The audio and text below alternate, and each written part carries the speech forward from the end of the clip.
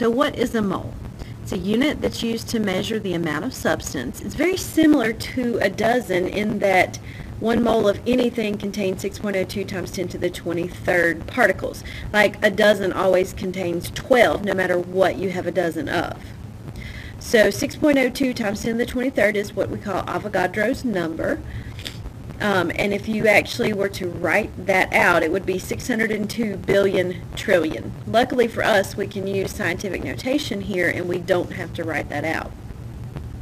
So Amedeo Avogadro actually studied gases. He didn't actually discover Avogadro's number. It's just named for him. And here's a picture of him. He sort of looks like a mole, don't you think? So let's compare. If we have a dozen cookies, that means we have 12 cookies. If we have 1 mole of cookies, that means we have 6.02 times 10 to the 23rd cookies. That's a lot of cookies, y'all. If we have a dozen cars, we still have 12 cars. But you'll notice that 12 cars is much different than 12 cookies, but they're still a dozen.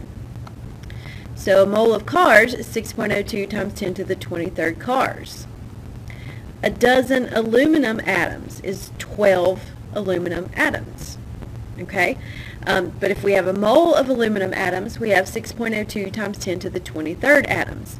So the number's always the same, but you're going to have different masses, all right? 12 cars is going to weigh much, much more, have a much greater mass than 12 cookies, and that's going to be way, way more than 12 aluminum atoms. And we do abbreviate mole, M-O-L. Let me get that out of the way. I know, not much of an abbreviation, but that's what we do.